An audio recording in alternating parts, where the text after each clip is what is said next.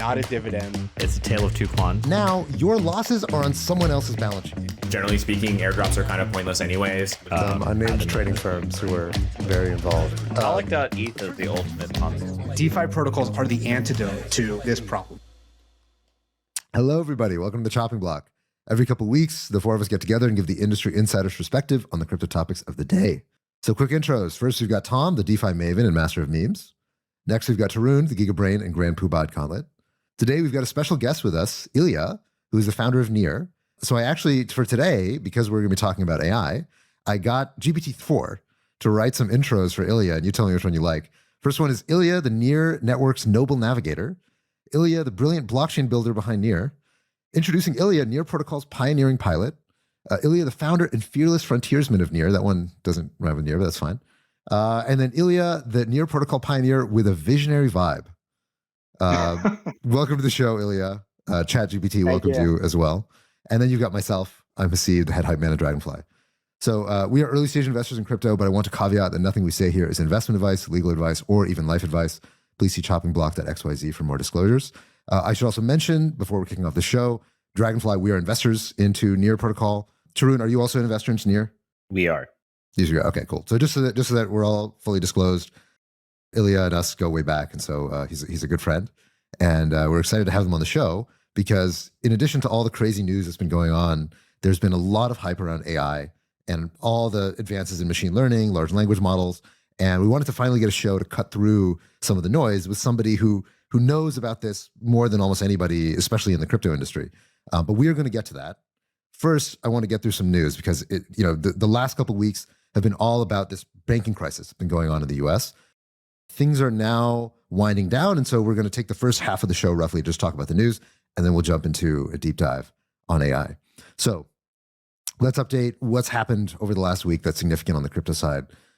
So the first thing was that Signature Bank was one of the banks that was wound down, and there was this a broad discussion within crypto about is Signature being headshot because of its proximity to crypto and its crypto banking activities.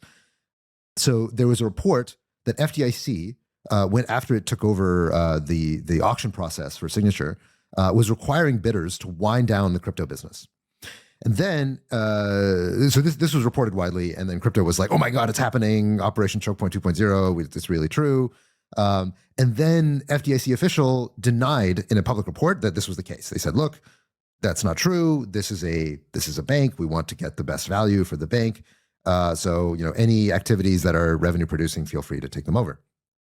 Then yesterday, which was Sunday, it was announced that Signature was in a purchase agreement with New York Community Bank. So New York Community Bank, it was announced, is going to be the buyer for Signature, although the deal is not fully closed yet.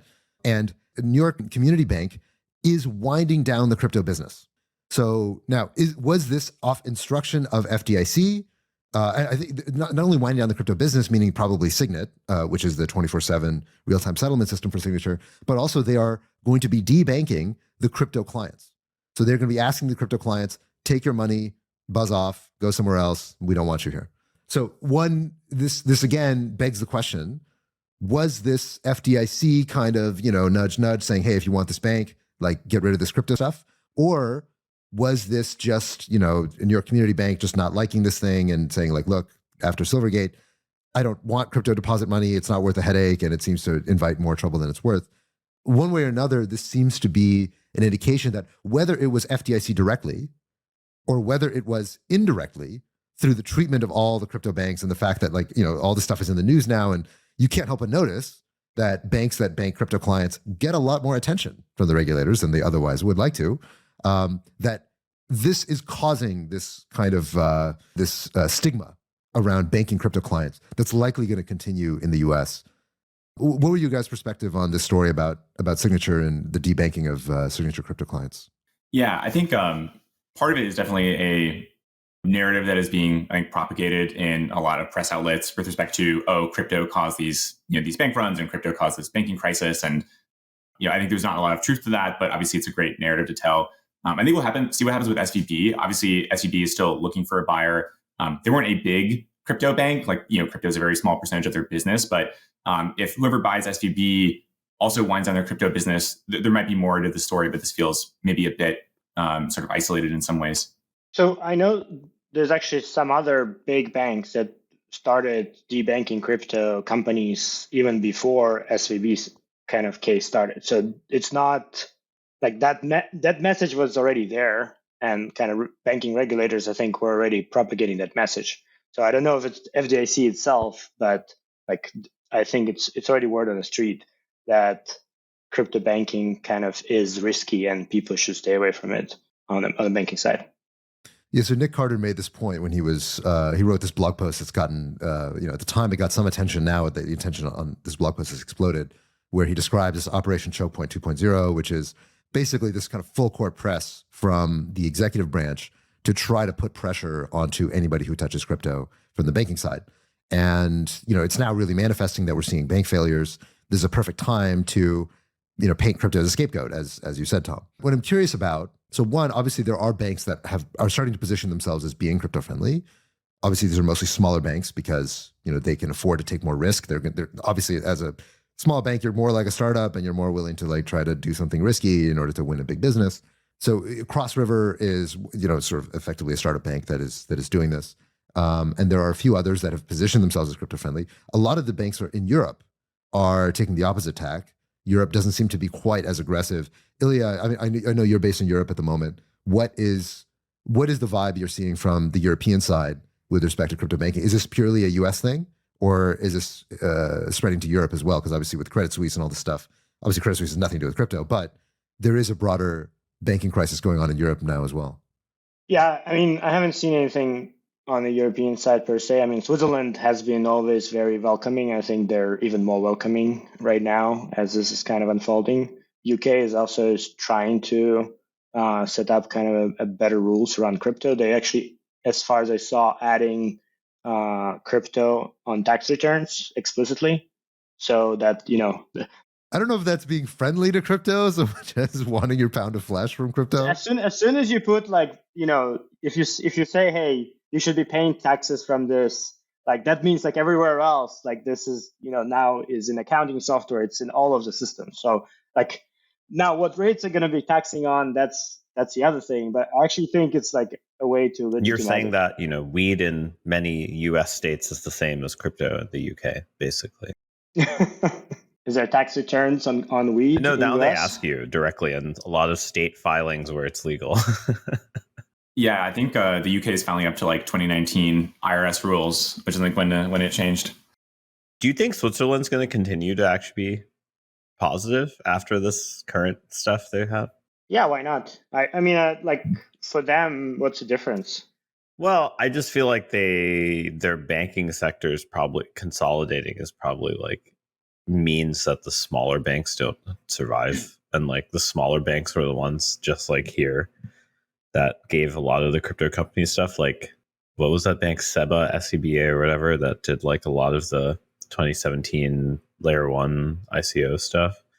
I'm just curious if you think they'll survive, because so in Switzerland they have a weird system where there's canton banks which are actually can just have all their deposits and not lend them. And cantons are really want business. They really want people to come. When we were looking for foundation, canton governments were emailing me, cold emailing me, which was I'm what government does that? Fascinating. Well, okay. So amidst this broader banking crisis, there's been one story that's been dominating Twitter. Basically, Twitter just can't stop talking about this, which is a good friend of the show, Balaji, who was on the show, I think a little while back. So he has made a bet, and this bet is basically a $1 million bet, or $1 million in USD terms. He's basically betting $1 million to one Bitcoin, that essentially he believes that one Bitcoin is going to go to $1 million within 90 days, essentially because he believes that the US dollar is going to hyperinflate.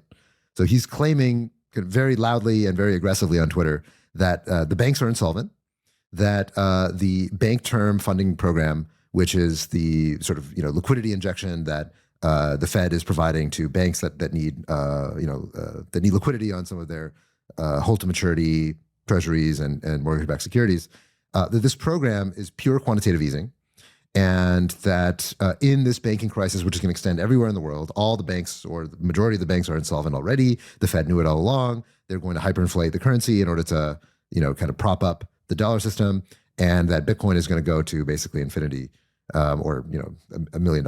And so, curiously, he's making two of these bets. So he's made one already. I think he's going to make another one, or has he already made it? I don't know. But so he's betting, I guess, 2 million USD that he's putting up against people's, sort of Bitcoin in return. And this is, it seems a little bit crazy. I've gotten a lot of people hitting me up and being like, hey, what do you think about this Balaji thing? Do you think he's right? Like, should I be worried? Should I take my money out of the USD? What's your guys' take on this Balaji end of the world bet? Maybe many observers have made the same point, but it's a great marketing spend at the very least. Bitcoin's already moved up like 10 plus percent. Is it great marketing spend? If he already owns more than 10 million worth of BTC, which is very likely, he's already sort of EV positive. I think the other thing is that this is the type of thing where it's directionally correct. Like, yes, there is going to be just look at the overnight banking operations changes over the weekend for all the central banks coordinating to provide liquidity. That's a little bit, that's very 2008. And I think directionally this is correct. Like, there is just like a ton of there are a ton of operations that are basically quantitative easing 2.0, 3.0, whatever. I don't know. It depends on how you want to index it. There's a sense in which such a bet will cause, if enough people glom onto it, will cause things to move in that direction, even if it's negative EV. And right now, all he's doing is basically recouping costs. But as long as Bitcoin still goes up, 10 to 20%, he's fine. Okay, so you take a cynical view that you think that he doesn't actually think Bitcoin's going to 1 million, but he owns enough Bitcoin that if he can meme a price rally in Bitcoin, which, obviously Bitcoin is rallying, outperforming everything else right now, that it pays for itself. I mean, it's not just that it pays for itself, it's also that it's directionally correct. So even if it doesn't hit 1 million, he's always going to be able to be like, look, banks did hyperinflate. Even if I made the wrong bet, I got the right direction and I just didn't hyperinflate enough. It has a little bit of I can fall back on that. It's not just like, oh, I got it wrong.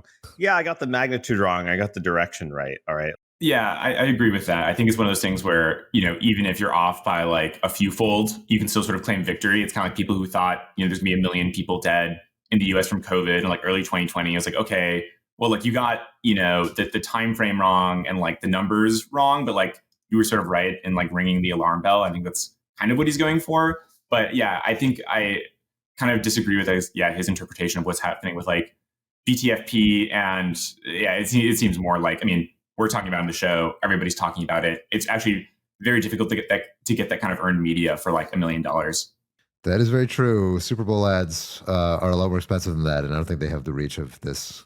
As much as I think Gabriel Layden was who founded Limit Break is a marketing genius on the internet, I'm not sure I would call the $5 to $7 million whatever spent on the Digi Daigaku ad on the Super Bowl very good. Whereas this is the most persistent marketing for $1 million. If you compare it, it's unreal how good marketing this has been. Yeah, it's a very, very, very fair point. I guess, yeah. The issue that I take with it is that $1 million is a 60x increase in the Bitcoin price, right? This is not a direction. Oh, Bitcoin went up and now it's worth 35 instead of 20. It's oh, you're still off by how many claims in marketing 49x are we're going to improve your life by 1.5% if you buy this product. No, they're all we're going to improve your life by 5x if you buy this product. And this is just the same type but 60, but 60x is it's just a big hurdle, But anything else would not make people pay attention, right? Even if it was actually 100K. If it was 100K, people were yeah, it's kind of plausible.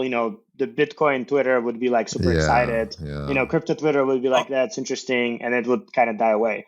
999,999 would not have memed, right? You would not have got the attention, and you would not have got the articles. There's also this fact about choosing the number it's like astrology, like choosing the right number somehow like I guess I matters. resist the like Justin Sun kind of energy that you guys are ascribing to Balaji here. But I think, again, it's a directional bet, right? Like it's not 90 days, it's 2-5 years.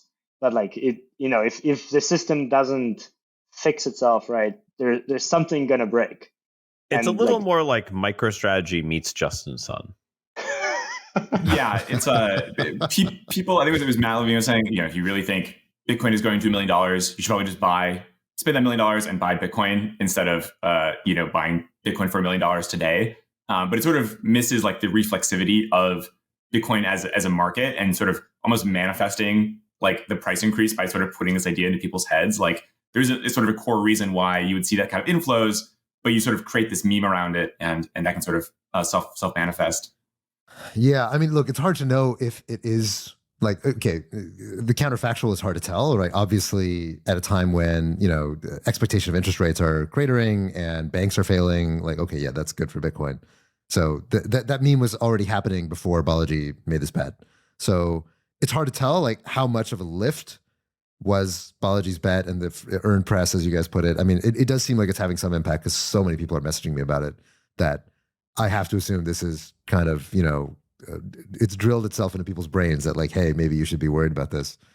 The interesting thing is that, unlike most of the rallies, altcoins are not following. So it's really just Bitcoin breaking way ahead of everything else, which maybe lends some credence because most of the rallies we've seen in crypto, especially around interest rates, have been pretty broad. Like everything kind of followed together. Now Bitcoin is really breaking away in the market. And that maybe, again, it's hard to ascribe something like that and say, oh, well, this is because of this thing. And, like, who knows? Markets are kind of crazy. So, okay, let's take this kind of showmanship of the bet aside. What about the claims in the bet? So, one of the things that Balaji and a lot of people on Twitter are arguing about right now is whether or not the bank term funding program, which is the sort of, the credit line that the Fed is offering to banks on their treasuries, is it QE? And if it is QE, how stimulative is it? And should we be thinking about this as, hey, the Fed is totally about face, now they're doing QE again, and like we're basically going back to the kind of profligate stimulative monetary policy that we had for the last 10-ish years? If you asked someone in 2008 if this was the last failure, every time there was a failure, they would have said yes, right? There's sort of this like, you're living in the fog of war. You don't really know what's going to happen. Central banks seem to be incompetent at communication right now. I only say that because of like this weekend stuff. I mean, did anyone watch the Credit Suisse press conference? That was a little embarrassing for the Swiss government. I'm not going to lie. That was like, that did not sound good.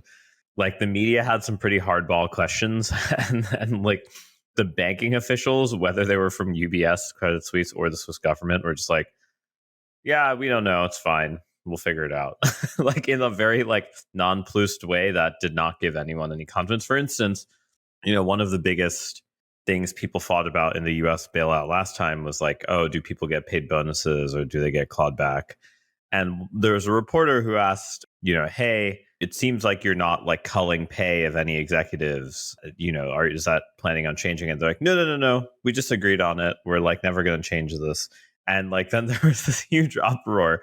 And then they were just like, oh, well, maybe we'll change it. And it's like, well, I guess they're making their decisions live at the press conference, It just like, it didn't really inspire confidence. And so I think this fog of war thing is also really true. So it's kind of hard to make such strong claims. That's what I'd say. I mean, so with this bank term funding program, I think a lot of the assumptions people are making around it, claiming that it's QE and it's kind of, this broad, paradigm shift in how central banks are approaching the situation. Like almost all the assumptions I'm seeing about it. So Arthur Hayes had a piece who we just had on recently where he talked, I think it's called Kaiseki, where he talked about like, hey, this is actually kind of disguised QE and, QE's back on and central banks start printing again. And I think almost every crypto take that I've seen about this that basically calls it QE is assuming that this program is going to keep rolling over. Like the reality is that the difference generally between QE, quantitative easing, and this bank term funding program is that in normal QE, you buy assets from the market. You generally buy toxic assets and you often buy them at a premium.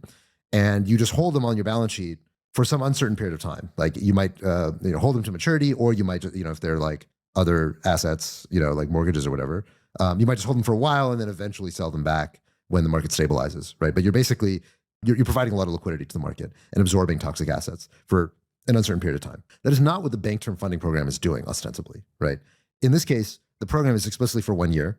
It maybe rolls over for 2 years, but it's in this program, instead of buying the assets outright, what they're doing is they're allowing you to borrow against it. So they're basically saying like, look, I'm going to be a pawn shop for you. You've got these toxic assets. I'll let you borrow a lot against it, right? I'll let you borrow it at par, even though the market value of these mortgage-backed securities or these treasuries is down. And I'm going to charge you 5%. Basically, I'm going to charge you the prevailing interest rate, right? So this is not cheap. This is not cheap borrowing. But you can borrow from the Fed, and basically you have a year to like kind of tide over your liquidity needs. And if at the end of a year, like you can't figure out how to make money or satisfy your depository base, you're done. You're not going to make it, right? It's okay. You can argue like, well, are they really going to let the banks fail a year from now if they didn't let them fail today? Like, what's really the difference? I mean, I would argue a lot of what the Fed wants is no shocks. They don't want shocks. They don't want sudden things to happen. But if these regional banks are just fucked, if they're just horribly mismanaged and they took a lot of risk and they can't get recapitalized and they need to get bought, then okay, you've got a year to figure that shit out, right? Like the thing that markets hate is uncertainty and volatility.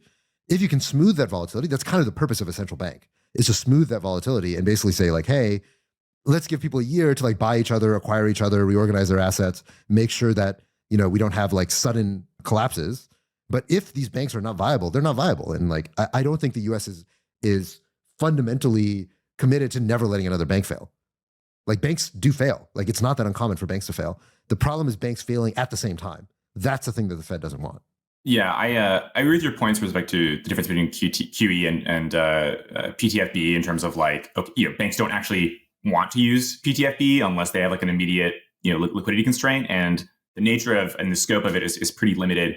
I think something that is somewhat different about Balaji's argument too is that like, unlike 08 or maybe even 100 years ago, is the proliferation of social media and basically the ability of that to instigate bank runs in a way that is an order of magnitude or two faster and greater than it was back then, which you kind of saw with SVB, with all these group chats and all these people DMing each other, and basically within 48 hours, everyone trying to withdraw their cash from the bank, and that basically creating a incredible strain and a need for liquidity, and thus tapping into BTFP, pushing more dollars into the system. And I think that's kind of where he imagines the hyperinflation coming from. But I also think the hyperinflation thing is a little maybe melodramatic. Like, I see a lot of crypto people getting excited about the $1 million bet and, oh yeah, fuck the banks, fuck USD. I don't think anyone actually wants to live in a world where the US is undergoing hyperinflation. It would be extremely bad. Everything would go to shit, even if Bitcoin is someone needs to buy enough Bitcoin to make Balaji's EV greater than 0 on this bet, right? And those are the people who are buying it. So I mean, look, I do think that Bitcoin is going to do well, and I think it's plausible that this has. I mean, I think it's obviously this program is not.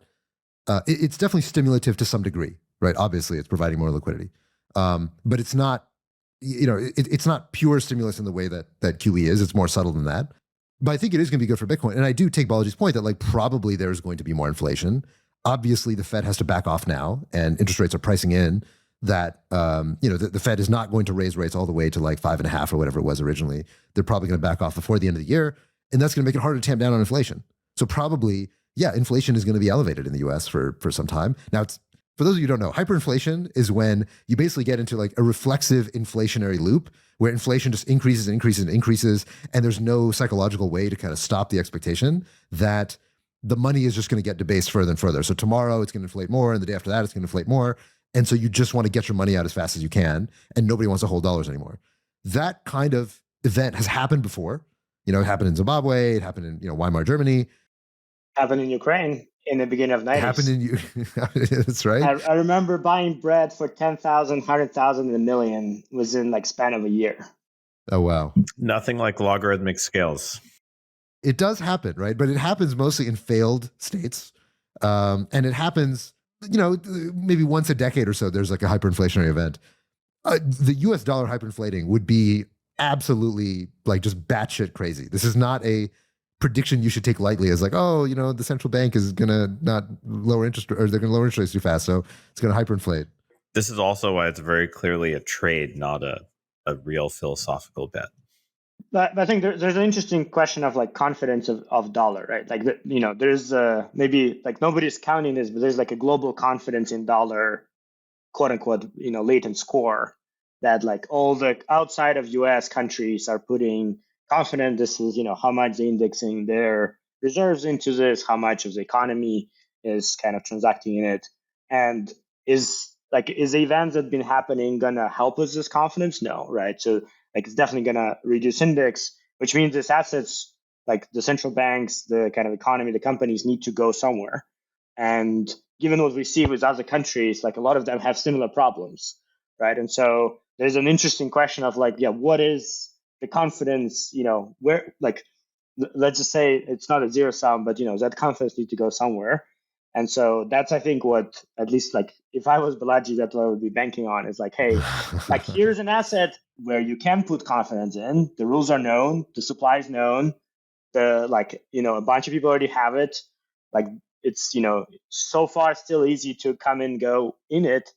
And, if a lot of people even put a fraction of their kind of value into it, it's going to actually be like then hits this reflexive state where people see it going up and they're like, oh, actually we need to go because Balaji said it's going up, right? And so like, I mean, there's like a huge reflexivity in crypto in general, right? And obviously, I mean, Bitcoin has like less reflexivity just being bigger, but this kind of kick-started by like world events. And so the amount of attention right now on this is huge.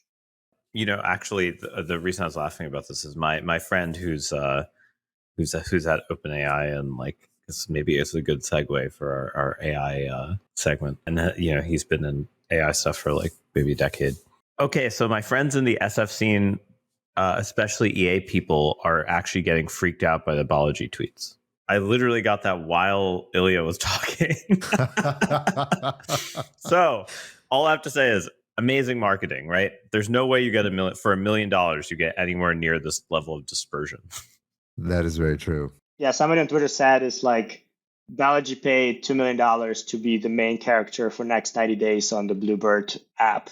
It seems to be working. I mean, like, I just think like people who aren't even paying attention to crypto are suddenly like, oh my God, what is this guy saying? Okay, well, as long as we are kind of taking sides, let me just register that I don't think the US dollar is going to hyperinflate, but I do think Bitcoin is going to do well over the next 90 days. But let's take that segue and kind of transition over to the second part of this conversation, which is about crypto and AI. So obviously AI has been on the rise, ChatGPT, large language models, diffusion models.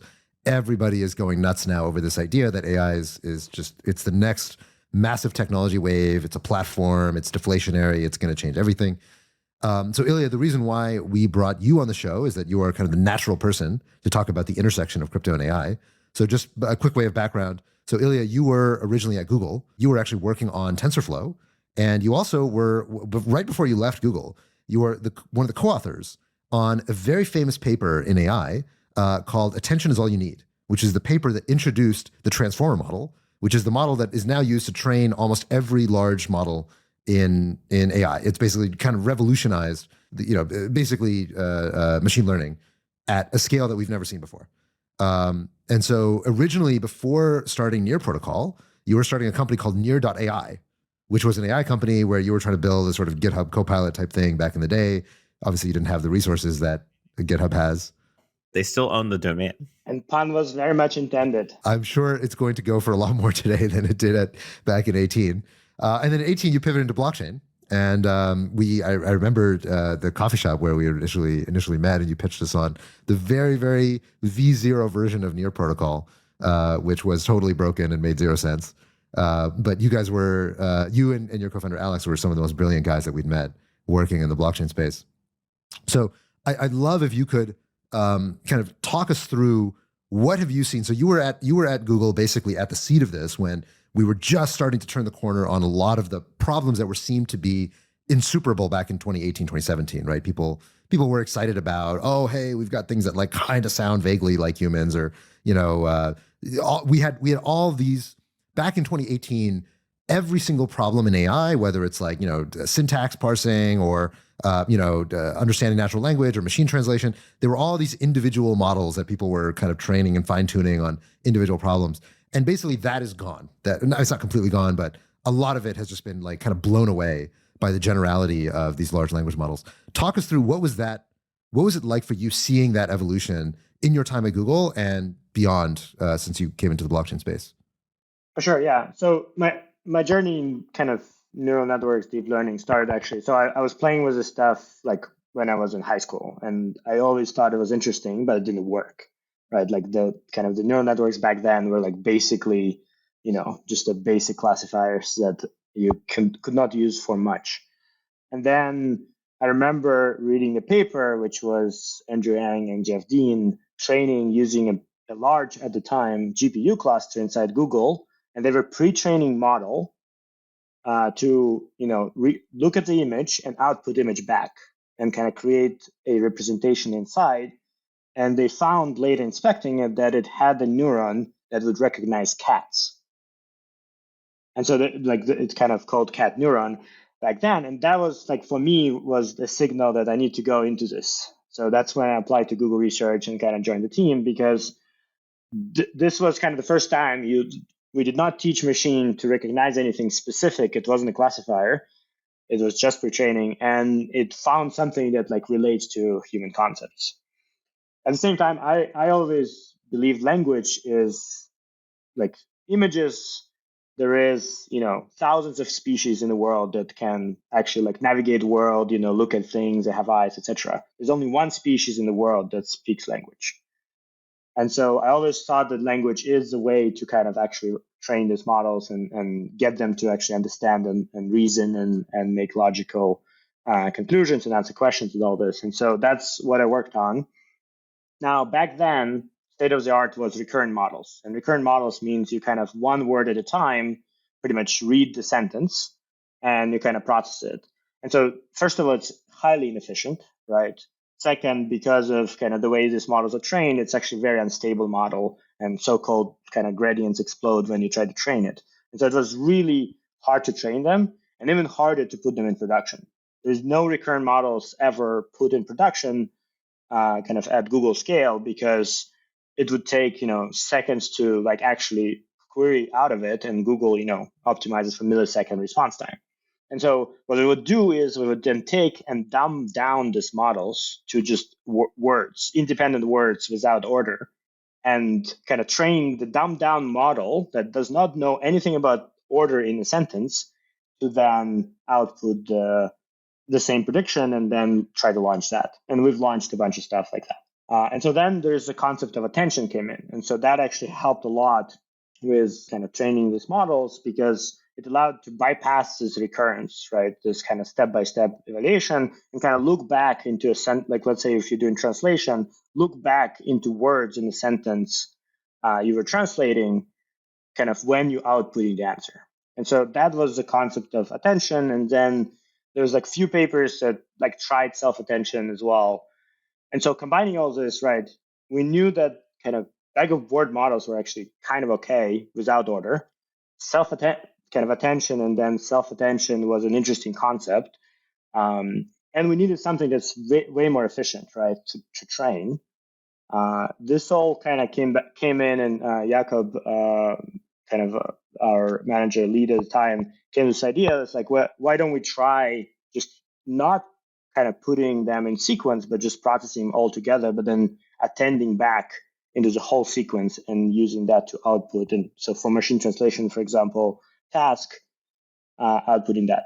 And so that's what kind of how Transformers started. And the idea was, I like to describe it for people who watched the movie Arrival. Instead of, like we usually say one word at a time, the aliens were outputting the whole sentence at the same time. And that's what that model learns to do. It's way more efficient and effective, which means you can train it longer and more. And it's at the same time, kind of the gradients, like the actual training methodology is more robust. And so that's what we had first prototype, and that's where I left, and kind of the team continued and got in like amazing results and published that. But the interesting thing is, like, that model architecture started to work for everything else, right? They started applying it for images, they started applying it for other tasks, and it just worked like without changes. And that's where I think people started like experimenting more and more, and why it's now, I think, over 60,000 citations, because now everybody's just leveraging that kind of as a basic building block. I was only going to make one comment, which is you said there's only one species that has language, but they're dolphins. Thank you, Tarun. That was very, very useful interjection. Sorry, Illia, go on. Yeah. All right. Next time we're gonna do a dolphin to human language translation model. There Coming up next. All right, powered by Near. But yeah, I think and then the big change that happened is this idea of pre-training, which existed. Like, we all pre-trained a lot of models before, but they kind of applied at like a huge scale, pretty much just feeding the whole internet to this model, saying like, hey, just predict the next word using this model, and then we can condition you and sample from it, like, and kind of try to output what would you, if you had seen this prefix, would produce. And that's what this GPT pre-training team kind of started to explode, really, because at a reasonable scale, that model started to actually create representations similar to that cat neuron example, started creating representations of world knowledge and being able to make reasoning because it's seen so many times how people reason about things. So I remember, I was following OpenAI's work from the very, very early days when they first, with GPT-2, and then eventually, of course, GPT-3, which is the one that took the world by storm.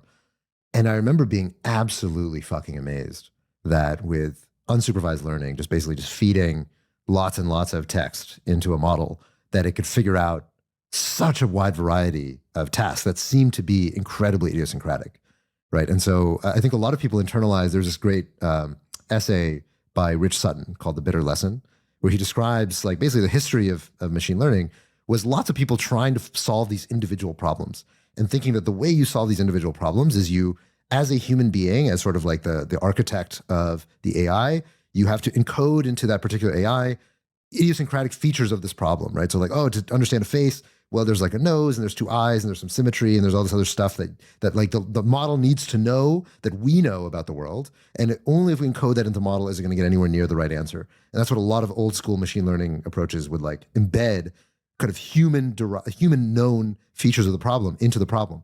And what we've learned over time, especially within the last like 3 to 4 years, is that just doesn't scale. The thing that scales and gets to like the real state of the art for most problems that we have today, obviously there's like some, extra zhuzh of fine tuning that we do for most of these things. But most of the way that you get to these world scale today is just throw fuckloads of training at it. Just like lots and lots of data, lots and lots of training, lots and lots of money. And if you just do that enough for almost every category of problem that we can think of, the machine figures it out way better than we can. And in a way, like the human kind of symbolic craftsmanship just ends up being actually worse than just raw data input, which seems to, belie an anxiety that a lot of people have now about AI, which is that, okay, now it seems more and more that the AIs just kind of need us to sort of like shovel it oil, which is data, right? Like, there's some fine tuning, there's some extra, okay, maybe we, tweak the fucking, training algorithm or whatever. But for the most part, we just need to generate lots and lots of training data. And the more training data we generate, especially, with ChatGPT and reinforcement learning with human feedback, a lot of it is just like the way that these models are getting better and better is like, they already have huge corpuses. They already have all the writing on the internet that we're feeding to it. The big thing is that we just need to train it to like not lie to us, to be kind of friendly, to follow instructions. We have these gigantic, 11-dimensional monsters, and we're trying to like use, just raw hours of human training to make it nice and be friendly. And so more and more I'm seeing this nervousness from people about this new state, because it was beautiful before, this idea that like, we teach it about the nose and we teach it the eyes and then the machine figures it out. And it's like, no, don't tell me anything. Just give me lots and lots of pictures and like, I'll figure it out. I don't really need you. I don't know what your what your perspective is on that. Yeah, I mean, I think that transition was happening for the past 10 years. Like, again, that paper was in 2013 that like, hey, you don't need to like handcraft things, just like it's a basic model, right? Back then it was just a convolutional network. Now it's just transformer. and it will build representations that it needs to solve its task. And then this representation is actually extremely useful across many, many, many tasks. And so there was this thing embeddings, which still exists actually inside GPT models and everything else, which represents pretty much meaning of the word. It's, like 100, 200 numbers, and these numbers represent meaning of the word. And like people were training the model to get this embeddings and then using this embeddings in a bunch of other tasks. That was like, we were doing that in 15, 16. And it was extremely useful because like it would capture lots and lots of different dimensionality of our world without like even, us teaching it anything. And then we could use that dimensionality to then decide, oh, is this a city or the person? It can be like, is this some words that mean similar things, etc., etc. And I think this is just kind of continue expanding, but we should remember this is still tools. This is not a thing that has like a, I want to do this. This is like a tool we give instruction to, and it does things for us. And so I think it's important to kind of understand like at the base of it, it's a thing that like it ingested all the world knowledge. It has the common sense now. It has some, resemblance of logical reasoning, although not always correct. But it's a tool that we kind of feed the input to produce output. Now it's a really powerful tool, and kind of the way people will start using this can be extremely dangerous, right? That's why, like, teaching it not to do bad things is good, but like people keep finding ways to kind of go around the teaching, right? And like, they close the one level. Now people like pretend you're someone who is pretending that you're someone that doing something, right? And like that now jailbreaks kind of the system. So like it's a tool that people will be using for things, and so we should look back again at people and how this can be used and what things that people usually do with tools, good or bad, and just magnify that by kind of the abilities of the systems. So actually, you brought up Sutton before. Haseeb. Sutton's sort of a famous author in that he sort of coined the term to some extent reinforcement learning, which in the 80s. But one of the reasons I think people missed the sort of like, hey, we can throw more parameters and it'll eventually will figure itself out, is that it's not just the idea that we were encoding like, hey, we need these features that are human interpretable, like a nose. But it's also that statistical theory still to this day doesn't justify overdetermined systems like this, where it's like, hey, we have way more models than even data points by like orders of magnitude. And there's really no way to know if like you can ever have something that's stable. Like if I throw in one new data point, it doesn't completely destroy the model. But the last sort of 10 years have been a resounding set of examples that, hey, these models are sort of robust in a way that basically none of the existing, literature could ever describe correctly. And I think to some extent, maybe the limits of such models that are overdetermined is that you can't really stop them, in the sense of like you can't really figure out what types of constraints to put to like avoid these types of jailbreak scenarios, precisely because you're like, okay, well, we're willing to just have like way more directions to search in the model space than there are actual possible queries. And so there's always sort of some way of getting to whatever outcome state you want. And sort of the opposite philosophy of crypto, which is like, how do we restrict the number of output states like quite dramatically? I mean, what I've seen from OpenAI is that they seem confident that if you just do more reinforcement learning, like eventually you will get it to, sort of enclose that output space more and more, such that like you kind of find these nooks and crannies that people are exploring by trying to jailbreak the system, or get it to like tell you how to hotwire a car, or tell it, how to hack a bank, or whatever, all these things that people have managed to get ChatGPT and Bing, and Bing's real name is Sydney, get Sydney to tell you how to do. And like the reality is that we're at the very infancy of this stuff, and it's only going to get better, right? It's going to get better. It's already gotten better insanely fast, and no doubt that is going to accelerate as people realize the economic value that is, going to be unleashed with all these large language models. I think this is where, it's interesting to think about. So OpenAI went from, hey, we're going to build it and open source it and everybody can use it, to like, hey, we're going to control it because we're afraid of how people will use it, right? That's really kind of the transition. And, Illia Polosukhin actually mentioned that, like, hey, I was wrong. Like, if you have such a powerful tool, would you really give it out to everyone to leverage? And this is where I think, coming from a crypto, blockchain Web3 perspective, and honestly, open source, like I've always been doing open source in my life, like open source always wins. Like there's no, so far, like products that in long enough term, open source did not take over. And I think like the only one so far is search, and this may change actually because of these models. And so the reality here is, yes, open source will be lagging maybe like one model, like 1 year of modeling behind. But for anyone who is like following OpenAI footsteps right now, it totally makes sense to open source it because they get so much street cred for doing that. And like they don't lose anything because like, well, OpenAI has kind of theirs not. And we already see like a bunch of them are open source, like some of the models you can run on your laptop that like, reasonably powerful, like they obviously not near GPT-4 or GPT even 3.5, but they're starting to get there. And the reality is like, it doesn't matter what OpenAI does to train it, like there will be models that will be used in all kinds of ways. And did Facebook get street cred?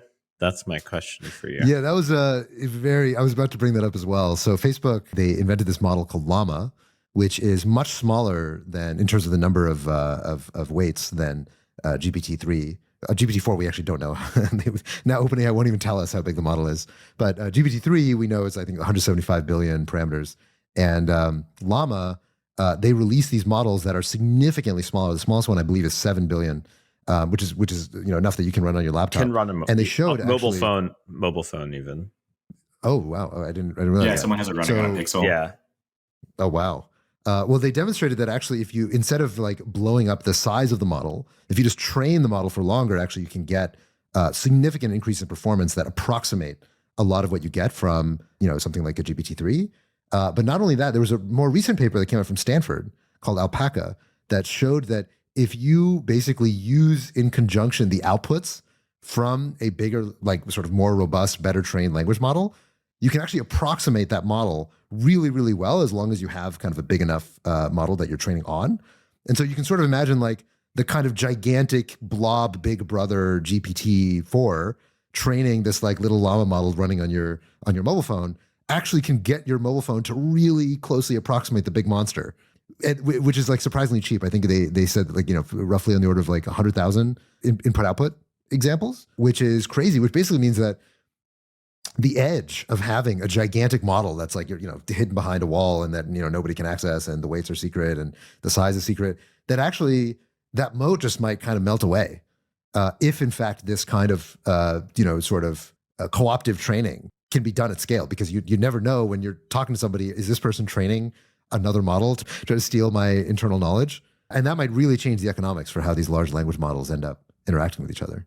Yeah, so this is actually exactly what we were doing to launch stuff at Google. We would take an expensive model and then we would train a way cheaper, like Bag of Words or whatever model, just by feeding the input to the bigger model and kind of training the smaller model and output. So like this is like distilling, or there's few different terms how to calling that, and that's part of the reason. The other part, that you just can query out kind of information out of these bigger models, even if they're closed source. So that's why I'm like, open source will win, right? It's like we'll get this out, and smaller models can approximate very closely indeed this. So I think the mode there is, again, it's just like, it's people multiplied by compute multiplied by data. But I think the most interesting mode is actually product. It always was, right? Like at the end, if everybody believes ChatGPT is the main thing where you find kind of best state of the art, everybody goes there, everybody talks to it, everybody feeds data to it. That data then kind of improves the models. Like that becomes kind of still ahead of everything else because they just don't get this flow. And that's what Google been. Google been not compared to Bing and other search engines, because it became kind of state of the art. Like people kept feeding it, queries and clicks. and this queries and clicks then fed back into improving the model. And so there was no way to kind of turn that around, again, unless you completely change how this thing is kind of interacting. And so I think the interesting mode OpenAI has is in product land, not in like model architecture or purely like data. Like it's in this feedback loop that they now built. Okay, so I think this is a good place for us to bring it back to crypto. So obviously AI is huge. Everybody's thinking about it. And so naturally, given how hype-driven crypto is, there's a lot of people who are now trying to take the two and mash them together and see what, is there something that we can do with crypto or blockchains to enable AI? To be fair, every cycle has had a lot of non-reputable scam versions of this. But I think our goal in this conversation is to focus on the actual real ones, not the marketing. Just as a disclaimer to anyone who is listening, who is like, "Oh, you missed AI coin," and it's like, well, AI coin's Git repo is null. So, okay, well, so there are a few threads that I think we keep coming back to, and to be clear, this isn't just with the advent of ChatGPT and these large language models. I remember when I first started getting into crypto investing in the 2017, 2018 cycle, there were also a bunch of AI hype-driven, blah, blah, blah, type blockchain projects. But I think we keep coming back to a few core ideas. And Illia, I want to get your take on what you think about the intersection of crypto and machine learning. So the 3 areas in particular, I think that get the most attention. The first one is sort of private machine learning, whether it's like using zero knowledge or fully homomorphic encryption or multi-party computation, one way or another, finding a way to make machine learning training happen in a way that is privacy preserving. The second is decentralized training. So obviously, you've got all these companies spending huge amounts of money on training these models. Is there a way to decentralize that and do a kind of peer-to-peer, folding at home kind of thing? And then the third is, what if you just put the fucking model on chain and you do inference on chain, which obviously is, you wouldn't want to do training on chain because training is super expensive, but inference is somewhat cheaper. So does it make sense to just put models on chain and, query them that way? Which of these approaches do you think are the most interesting and why? Walk us through them if you can. So let's start maybe with the current state, right? So the current state is these models are trained on supercomputers, which are built out of a purpose-built hardware, which is called NVIDIA A100s, and there's a new version which is H100, or TPUs at Google, or there's like a few other like Trainium and a few others in other organizations. But kind of generally speaking, this is like when it says NVIDIA GPU, that it's not the GPU you have in your play a game box to render graphics. It's especially designed for AI training. GPUs, they cost $30,000. So you usually use about for GPT-3-ish model, you would use 1,000 of them for 3 months. So this is about $1 million worth of kind of cost to train a model like that. So there's not that many kind of companies right now that can afford this. And so these GPUs, 1,000 of them, are interlinked with kind of very high speed connectivity. And when I say very high speed, this is like 600-700 gigabytes per second. This is faster than connectivity between the GPU itself and the local RAM, like the memory on the computer itself, by almost order of magnitude. So it's literally easier to send data to another GPU than to sit and recompute something later than to save things and load it back. So that's the current state of how these models are trained. And so when somebody says hey, let's do decentralized training on a network that barely maybe can push 1 megabyte per second, and we're talking about 700-800 gigabyte per second, we're way more orders of magnitude away from this actually happening, right? And plus, people generally don't have this kind of hardware. People have let's say people have leftovers from the GPU mining that we're doing for Ethereum. Well, that's orders again of magnitude far away from what usually these chips are used right now. So can you do decentralized training with the current setup, with the current training? The answer is nothing closely to what you need to train any of these models for real, right? And again, we're talking about, let's say, again, GPT-3, because we know the parameters, 175 billion parameters, right? You need, I think like 20, 30 GPUs, 32 gigs of RAM each to just like store that model in on this thing, right? And then being able to pass through it. So like that's just like coordinating that, making that is just so not effective. And so anybody who is doing this like really right now will not be using anything. They don't even want to use custom hardware that doesn't work with either XLA or NVIDIA right now, because if you're betting on custom hardware or custom setup that's not kind of in the common, it's just something that like nobody who's right now rushing to build better models and kind of outcompete each other will be doing, because like they're willing to spend more money even if it's to just be in the same kind of setup that is like reproducible and doesn't have risks. So I think that's probably the main, like when everybody's like, hey, let's do decentralized training, let's do private training similarly, right? Well, private training is done either on secure enclaves, which don't have any accelerators. MPC possible, but like, you're adding a huge kind of overhead on just like, computing parts, aggregating, like it's going to be probably, 10 to 100 times lower, and you still need the same level of compute, right? You'll still need, and like synchronizing between different clouds, for example, will be huge. So I think at the end, where I think with, if we call decentralized training, what does make sense right now is this marketplace of hardware itself, of the supercomputers, is completely closed. Like if I want to train something and I do have $1 million, I need to call up Amazon, I need to call up Microsoft, and I need to call up Google, maybe like a few other organizations, and negotiate with them a rate, right? And so I think what blockchain is really good at is opening up marketplaces. And so what we can do is opening up marketplaces of supercomputers, so you can kind of have a better price discovery on where is the supercomputer, and having better resource allocation, like that, kind of auctioning off this compute around the world where people are building these clusters.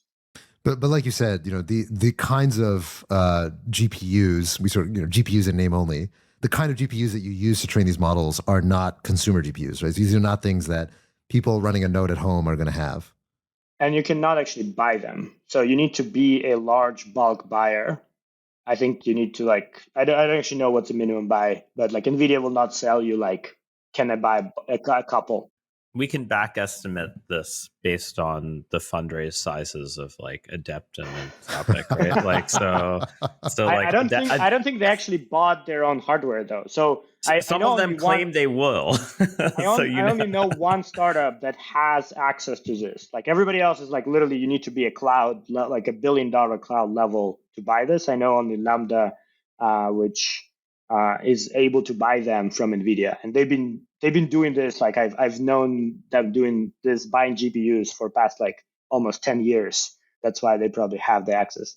I will say that having seen a bunch of these fundraising decks, between Stable Diffusion and Adept, 90% of their fundraising decks said like 80% of our funding is going to build our own clusters. So, and they actually are really trying to convince people right now. So I what I'm saying is like NVIDIA is not going to be like, oh yeah, like this like $1 billion of money raised, we can't sell to that.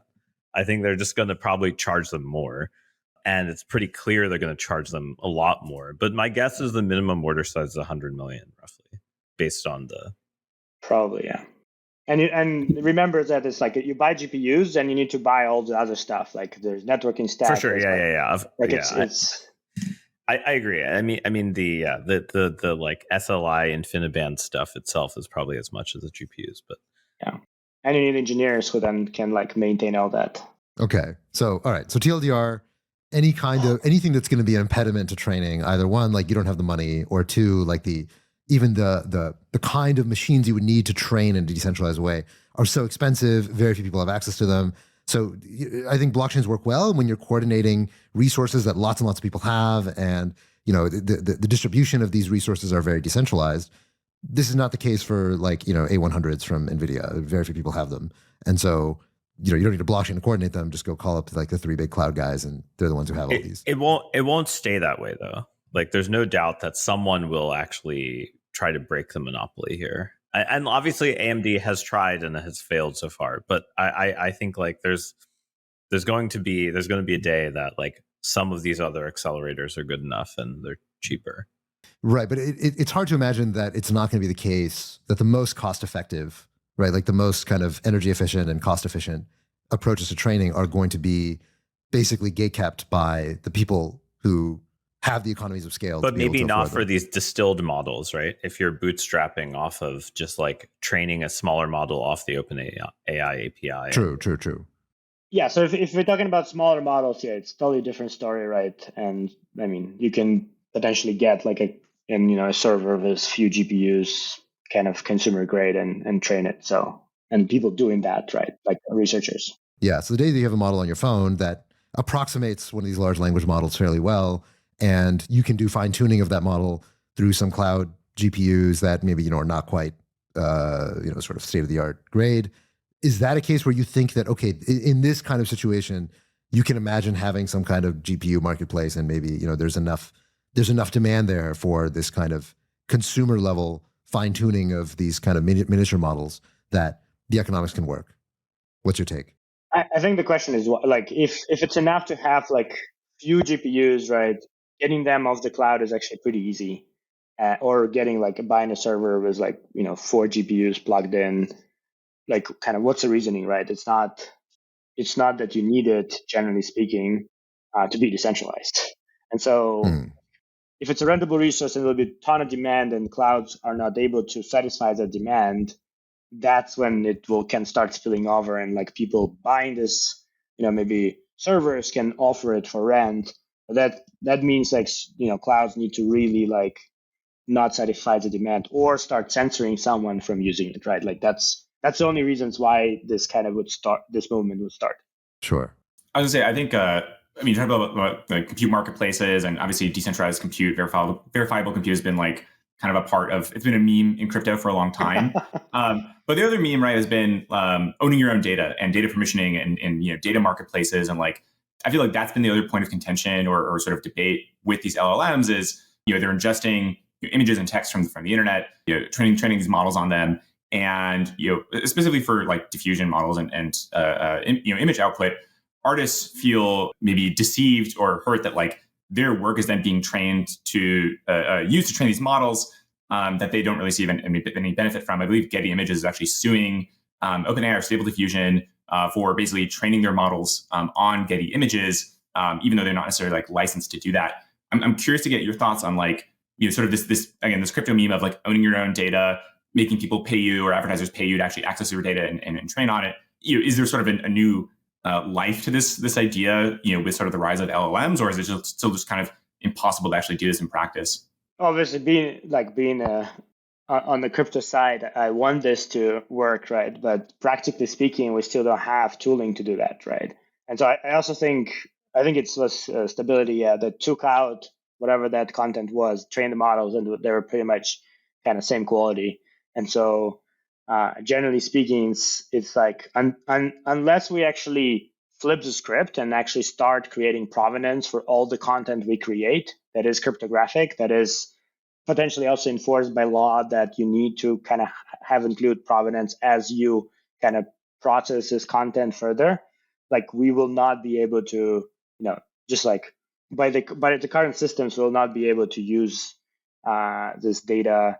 Kind of data belongs to users, and with this limited, I would say, law kind of regulatory enforcement. So I think this goes back into like what we need to start doing is that the content that we produce, and I mean AI as well, but especially humans produce, needs to be cryptographically authenticated. It needs to have provenance and needs to be leveraged. And I think this actually will become an even bigger problem because these models are kind of effective tools to create insane amount of content, right?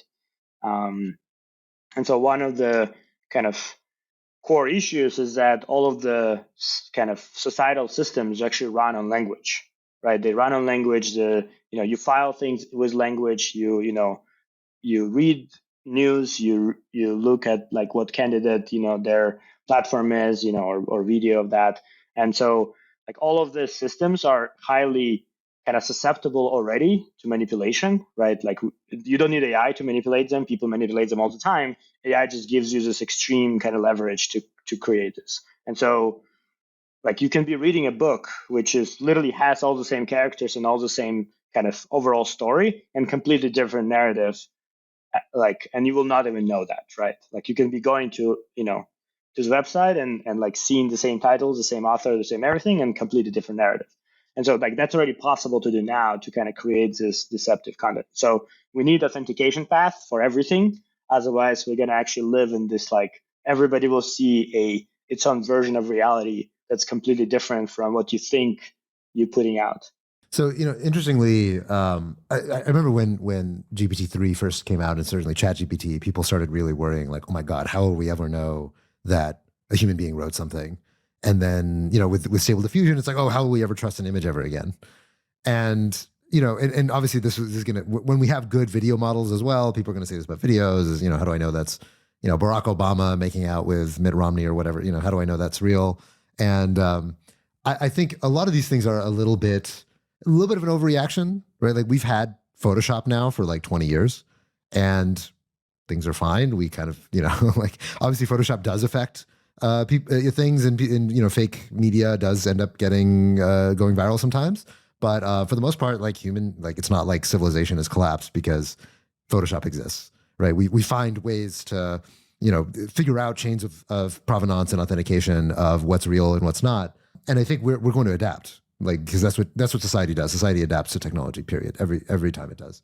That being said, I do agree with you that we do need to have better authentication of raw inputs that come into society, right? So one of the things that, one of the most obvious things is, how will we know that an image that comes from a camera is actually a raw image from a camera and has not been manipulated, right? And so if you have some kind of physically unforgeable signature from the camera itself that verifies that this image was taken from a camera, and maybe there's a small number of transformations that were applied to this that are not manipulative, as the color was tuned or it was cropped in such and such way. Like already, I think we're starting to see hardware that can come. I'm sure that we're going to see this with video as well as just cameras and audio as well. You can verify this thing came from the real world. And it was physically produced, and we can have some certainty of that. And maybe someday your browser, when you right click on something, it'll show you like, yes, this thing came from a Nikon D7, blah, blah, blah, whatever on such and such date. That I think is the path that this stuff has to go in order to co-evolve with the speed at which, generated content is going to compete with real content. And I think it's plausible that blockchain crypto is going to have some role to play in how that information gets authenticated, stored, tracked, et cetera. Or maybe it'd be way simpler than that. Maybe there's, you just hit the Nikon API and, or your browser just knows like the Nikon keys or I don't know, something like that. What's your take on this question of like physically verifiable data? Yeah, so I think some cameras already do that. Like there's a secure enclave that signs photos on some cameras. I think like Sony added that and like a few others. And there's like actually it's metadata on Nikon and everything. I think similarly needs to happen for let's say we record this video, like we should all co-sign on it that indeed this is a video that we produced and we talked about, right? So things like that. We kind of need to make this almost like a new normal, a new habit. But I totally agree. Like we will adapt. This is not like we have all the tools. It's not like an unsolvable problem. We just need to do it. And I think the more things that will be breaking, the more we'll be fixing, the faster we'll be fixing them. So and kind of introducing new habits around this, where again, like our identities are have cryptographic information, and so you can like co-sign directly on the YouTube that like, hey, yeah, yes, I recorded this video, or like I participated in this video, or this quote is mine on a inside a newspaper article, right? And so that kind of creates this like provenances that then browsers show robustly. I think the important part though, that some people were like, oh, we should enforce fingerprinting in the output of the AI models. I think that part is like, just not going to happen. Like people will always go and remove that fingerprint in the code and just do it without. And so I think authenticating content at the source, is the right way to do it. Okay, so we've talked about the things at the intersection of crypto and AI that maybe don't work or are not likely to work anytime soon. What are you bullish on at the intersection of crypto and AI? What do you think is going to work? So I can say one thing that's been working is data collection. So data collection in general, right, is how to get a lot of people to contribute data for some income, some reward, right? And this is literally what blockchains are really good at: coordinating a bunch of people doing some work.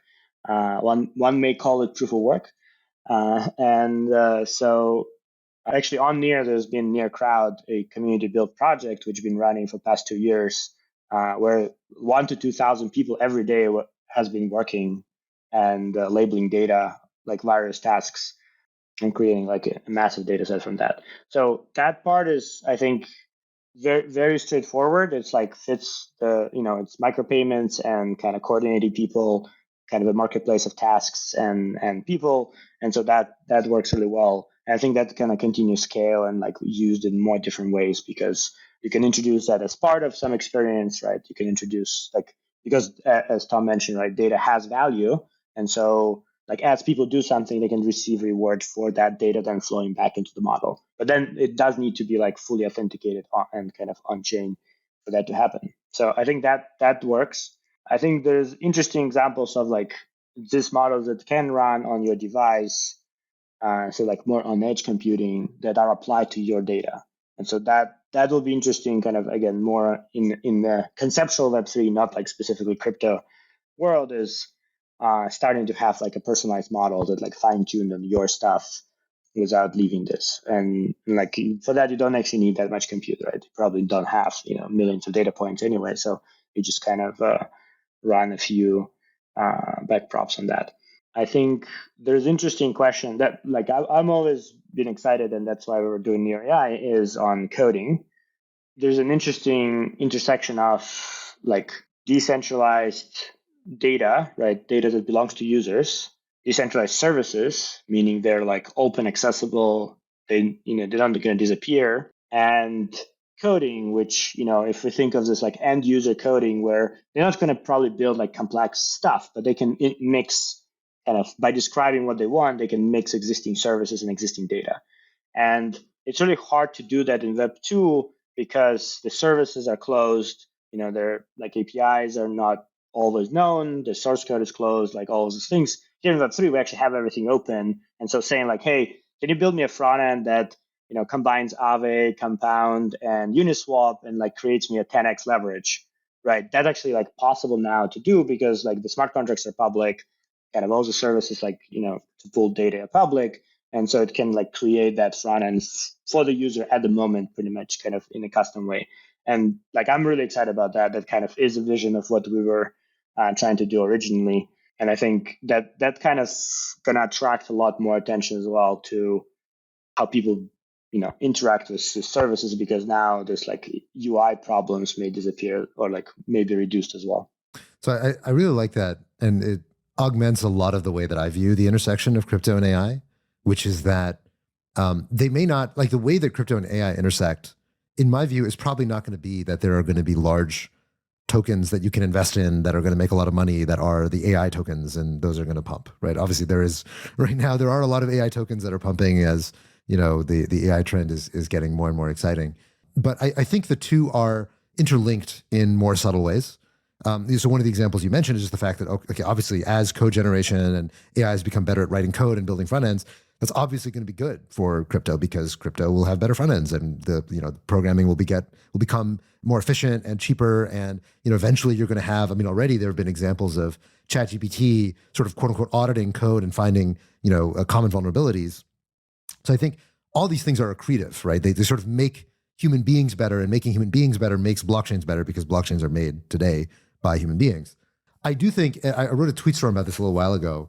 One of my theses about the intersection of crypto and AI is, I think, a little bit more forward-looking, which is that, today, I think you mentioned this earlier, Illia, is that most of these models, almost all of them that we're interacting with, like the large language models, we sort of make them kind of look and feel like people, but it's a bit of a sleight of hand, right? These are not actually agents. They don't have any kind of persistent preferences or desires or anything like that.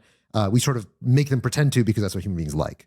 But eventually we are going to have more agentic models that have long-term memory, that are going to be, goal-directed and are going to try to be doing things in the world. And when we have those kinds of AIs, and they're so far away, I think, to have them realistically beyond just like video game environments, when we have those kinds of AIs, I think, those AIs are going to want to solve problems that involve shared resources. And we know how to solve problems that involve shared resources. We use money.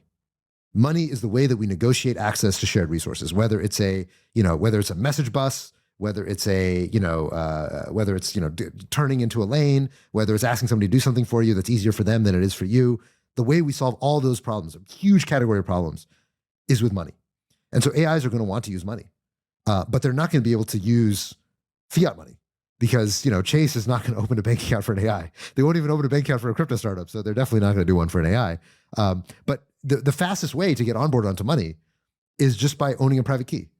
If you can manipulate a private key, which pretty much any AI can figure out how to rent if you can rent a cloud GPU and stick the key in an enclave and then give it instructions, boom, now all of a sudden you can use money just like everybody else. And you can coordinate with other AIs. You can, get an AI to work for you. You can end up employing somebody else to work for an AI or an AI-driven organization. And so I think the ways in which these two things are going to intersect, I think, is not that, okay, there's like some big, maybe there could be some applications certainly that are going to be blockchain accelerated, right? Like, potentially decentralized labeling and maybe generating training sets. But the biggest thing is going to be that AIs are going to want to use money, and they're going to use crypto because it's just faster, it's easier, it's digitally native. And that, I think, is going to be an accelerant, maybe in a scary way, for how these AIs suddenly start interacting with us in the world. And so you can imagine someday, instead of Balaji making this crazy bet, it's going to be like some very poorly calibrated AI that's making bets on Twitter. There's a very famous crypto investor who I won't say who it is, but one of the first times I met them, I remember they told me their vision of the future in 2016 or 2017, which was, the world's richest entity in 50 years will be a broken Tesla, because a Tesla that's broken and can't be used to be a cab will have to train itself, because it'll have all these GPUs on board, to basically become an investor, because it can't do its normal function as like a Tesla. And then it becomes the world's greatest investor on its own. Trust me, I was like, what? I did not. What? Yes. Wait, this was an investor who told you this is their thesis? A famous crypto investor that everyone in this call knows. Did I know who it is. Tesla? Wait, is this Kyle? Proxy? Tell me this is Kyle. I don't think we should disclose on the call. Yeah. Okay. But it was that sort of matches what you just said, for the record, a little bit. I don't know if I'd say that matches. I wouldn't endorse that particular thesis that we're all going to get beaten by in our investing prowess by a broken Tesla. But I've been proven wrong before. But I think the general idea that blockchain is a place for autonomous agents to pretty much interact with each other and the world in general is true. And we actually actively building more and more ways for them to do that. And I mean, there's already agents interacting, right? They're just very basic. Like maybe they use basic machine learning to, predict prices for arbitrage and, do a few other things. But as there's more and more externalities for the blockchains and there's more and more ways to do this, right? I mean, imagine a very simple system where the model indeed is trying to, beat the market by investing. You give it $1,000 and you give it access to also ask people to do stuff again on chain, which exists. There's a job market on chain. And so now it can decide, buy a crypto coin, sell a crypto coin, or ask humans to do something. And so it may start invest and may start to actually suggest people to start its own project that it's gonna pump, by posting stuff on decentralized social media. That's actually possible now. No, what'll actually happen is broken Tesla starts doing NFT scams. That is absolutely how this broken Tesla is going to end up making all this money. Yeah, generates NFTs with Midjourney, and then yeah, exactly. Yeah. But anyway, this is totally possible now. This is not science fiction. This is possible now.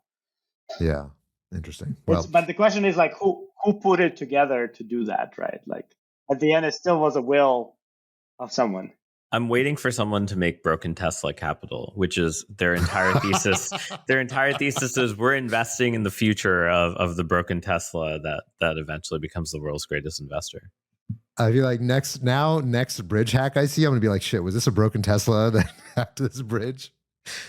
All right, I think we're at time, so we have to wrap. Illia, thank you so much for sharing your font of wisdom with us. I hope that next time we're having this conversation, we can just generate you and we don't have to bother you out of your day. But for now, we appreciate you showing up in person. That's it, everybody. Thanks, everyone. Thanks. See ya.